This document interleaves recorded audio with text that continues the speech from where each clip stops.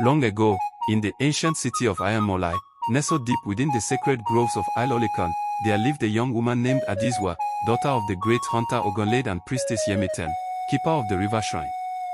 Adesewa was unlike the other maidens of the land. Her eyes burned with the wisdom of the old ones, and her steps carried the silent strength of the leopard.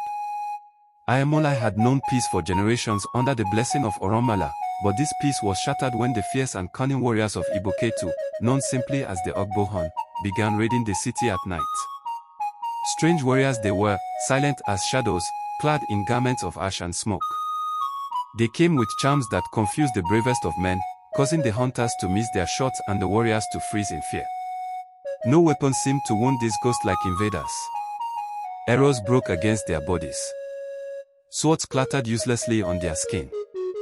The elders whispered that these were not ordinary men but spirits of the dark forest, Ejhon Oro, sent to punish the city.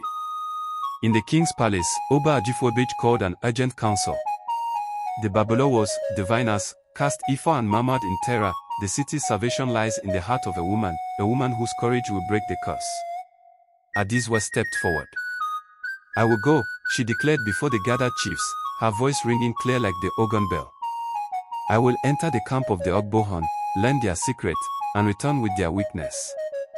A gasp filled the palace. Adesewa, you are the only child of Ogunlade and Yemiten. If you perish, who will inherit their wisdom? Cried her mother, kneeling with tears. But Adesewa placed her hand upon her mother's shoulder. If I do not go, the city will perish. What is one life to the lives of thousands? That very night, under the waning moon of Osupai, Adesewa dressed herself as a wandering slave girl, smearing her face with ash and river mud. With silent prayers to Esu, the trickster god of the crossroads, she walked barefoot into the dark forest toward the enemy's camp. For 7 days and nights, she wandered. Strange birds called her name. The trees whispered warnings. Spirits flickered at the edge of her vision. But Adesewa pressed on, heart strong, thoughts fixed on her people. On the 8th night, she reached the edge of the Ogbohon camp. It was no ordinary war camp. The warriors there were not men at all, but half men, half beasts. Their leader, Ajiguna Oro, wore a mask carved from the skull of a leopard, and his voice sounded like thunder wrapped in chains. Adesewa crept close, hiding among the twisted roots of an iroko tree. There, she overheard the warriors chanting before their fires. Our bodies are shielded by the bones of the sacred Oro tree. No blade can harm us unless the tree itself is cut. Her heart quickened. The Oro tree, their strength comes from it, she whispered. But suddenly, crack. A dry branch beneath her foot snapped. The camp fell silent. Every beast-head warrior turned as one, sniffing the air.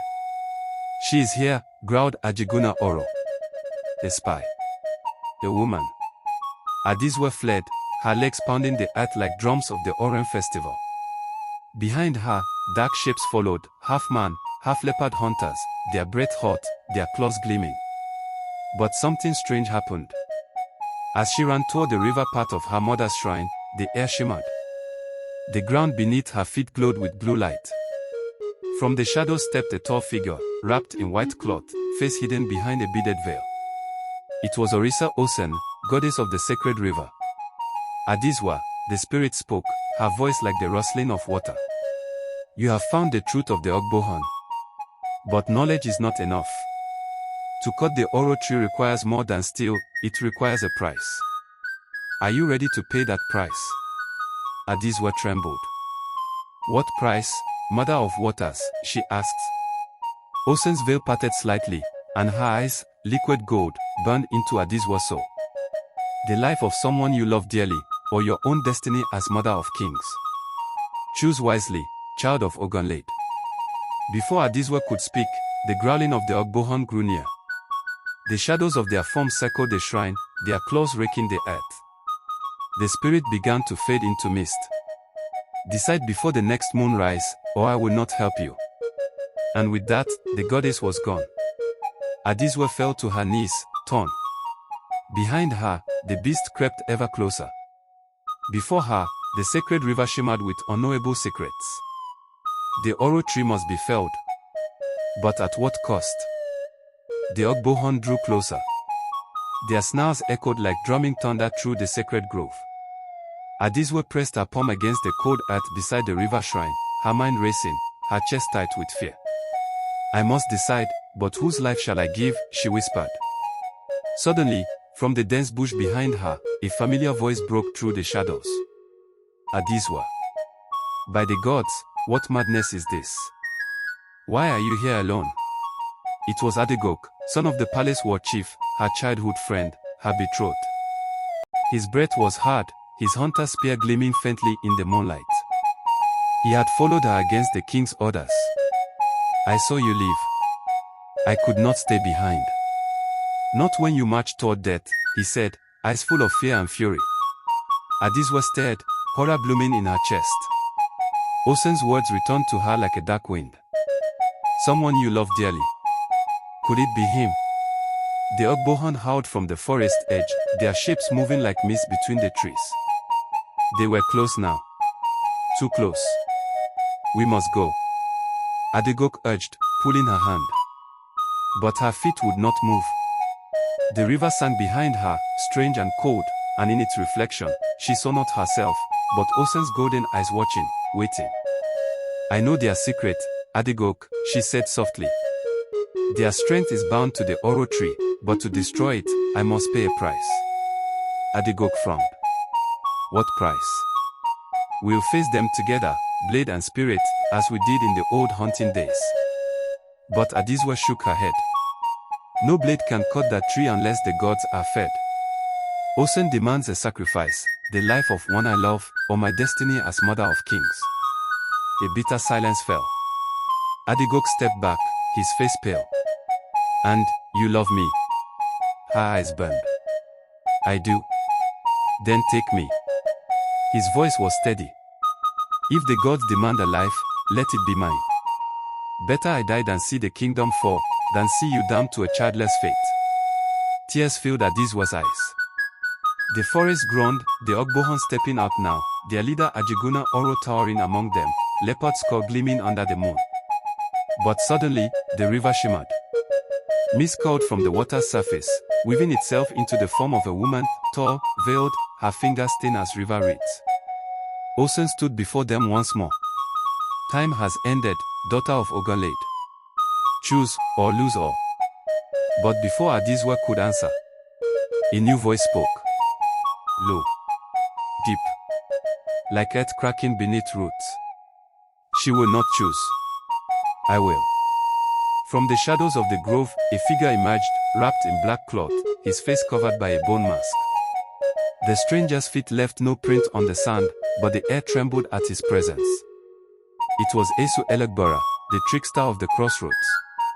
Osen hissed softly. You have no place here, gatekeeper. But Esu only laughed. All choices pass through me, River Mother. And this one, she is interesting. He turned to Adesewa, eyes burning like coals behind the mask. Why pay your life, or his, when you can strike a bargain with me? Adesewa shuddered. What bargain? Esu grinned wide. Spare your lover. Keep your destiny. I will give you power to cut the Oro tree with but a touch. He leaned close, whispering words like falling stones. But nothing is free. On the day your firstborn son laughs his first laugh, he will belong to me. Osen's veil fluttered in warning. Do not trust him, child. Esu's bargains are chains. But the Ogbohon crept closer. Ajiguna Oro raised his clawed hand to strike, time was running thin. Adesewa stood trembling, 3 paths before her. Adegok's sacrifice, and the death of her love. Her own barren destiny, and the death of her future. Esu's dark bargain, and a price to be paid in the far, unseen future. The forest held its breath. Adegok's hand tightened on hers. Osen's river sang softly. Esu's laugh called like smoke into the sky. Adesewa opened her mouth to speak, her decision forming on her tongue, when suddenly the earth shook violently.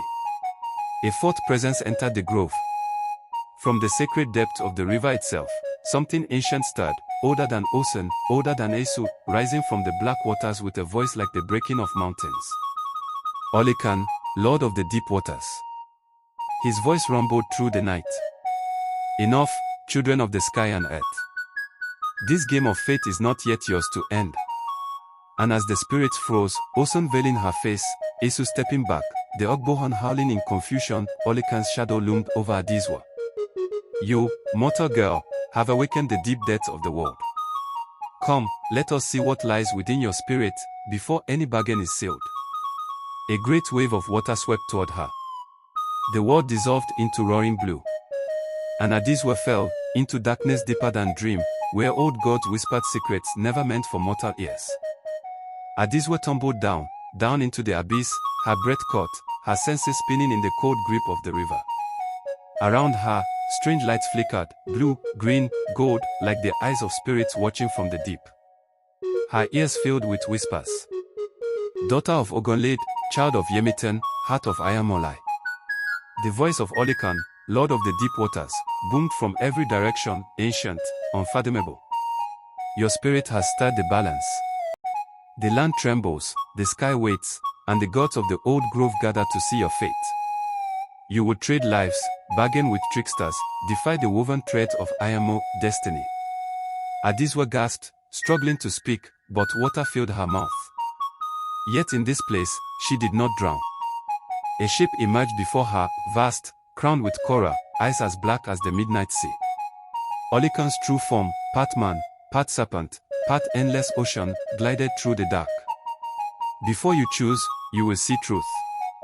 Truth you are not ready to bear. With a gesture of his hand, the waters parted into a great window of visions. Adesewa stared and saw the future. In one vision, she watched herself refusing Esu's bargain, letting Adegok fall by Osun's demand. His lifeless body lay at her feet, the Oro tree burned, the Ogbohan perished. But Adesewa stood alone, barren, cold, her life empty of joy, the mother of no child, her father's legacy lost. In another vision, she accepted Esu's dark offer. She lived. Adegok lived. They birthed a son, a boy with eyes like twilight, but when his laughter first rang through the palace halls, shadowy spirits came. Esu's servants, laughing, mocking, to take the child into darkness. She chased them, screaming, but the boy was gone. Then the last vision came. A path that none of the gods had offered. Adesewa stood beside Olikan's shrine, wrapped in seaweed and pearls. She held the Omiayemo, the water of fate, a liquid that could change destiny itself. With this, she could unbind the curse of the Oro tree without death, without bargains, without loss. But this power was ancient and forbidden. No mortal has drunk from the Omiayemo and lived, Olikan's voice rumbled. Your body may perish, or your soul may shatter. But if you succeed, you will be greater than kings and gods. You will be the breaker of fate. The visions vanished. Darkness returned. And Olikan loomed close. You see now, child of men. 3 paths lie open, death, loss, or forbidden power. Choose your trial. Choose it now. Choose, or be consumed by the deep. Adesewa's mind spun. The waters thickened around her, pulling at her limbs. From far above, through the shimmering surface, she heard faint echoes. Adegok's voice crying her name. The growl of Ajiguna Oro. Esu's laughter on the wind. Osun's sorrowful song. And beneath it all, the slow, ancient heartbeat of the river. Choose, Olikan whispered once more. Adesewa opened her mouth. And the river began to roar, pulling her toward the glowing shape of the Omiayemo, hidden in the darkness. She reached out, her fingers brushing the sacred water, but suddenly a hand seized her wrist. Another spirit. Not Olikan. Not Osun. Not Esu. It was Oromela, the seer of destiny, robed in light, his face hidden behind strings of white beads.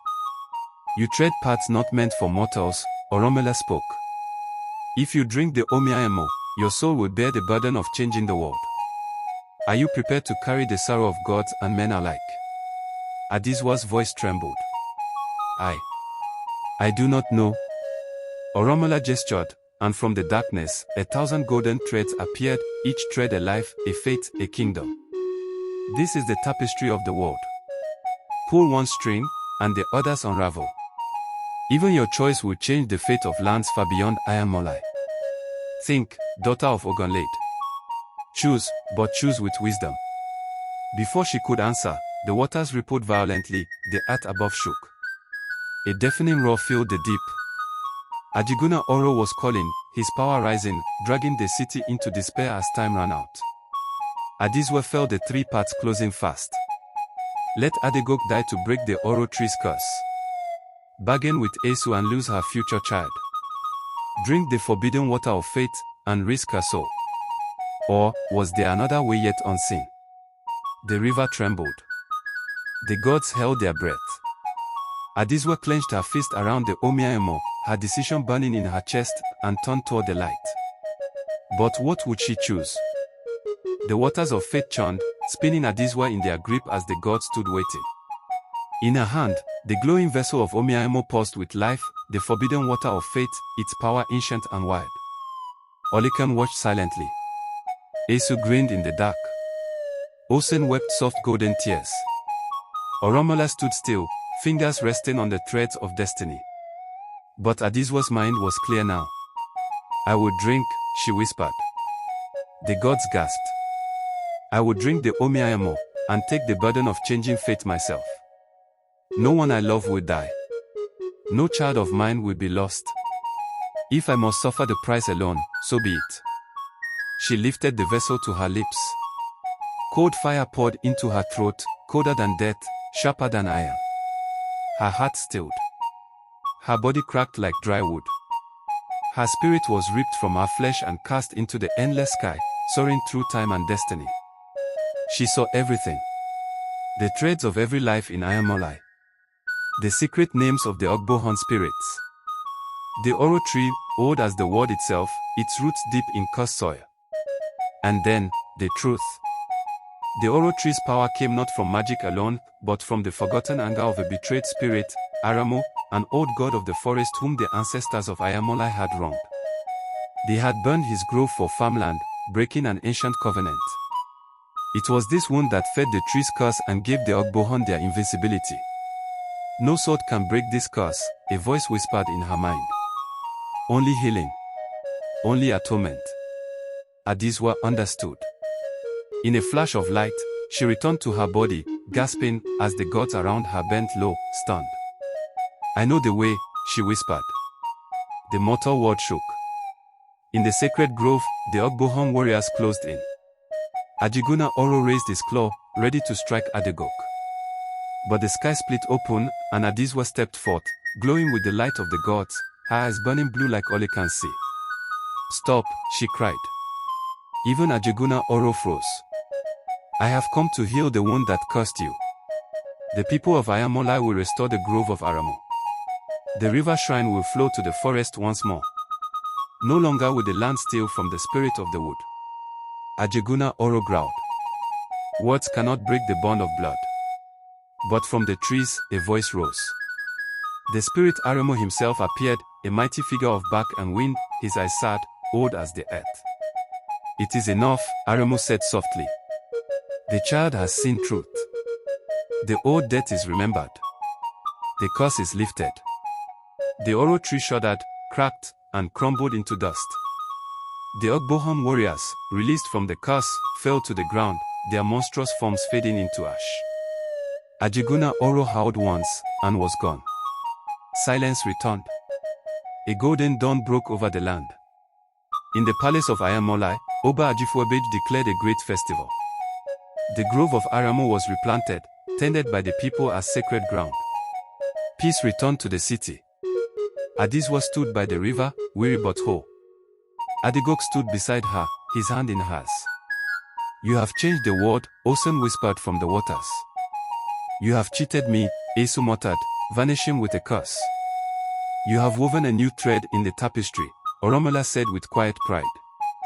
And Olikan, from the deep, smiled. For Adesewa had done what no mortal before her dared, changed fate without blood, without loss, without fear. And thus ended the tale of Adesewa the bold, who healed both spirit and land.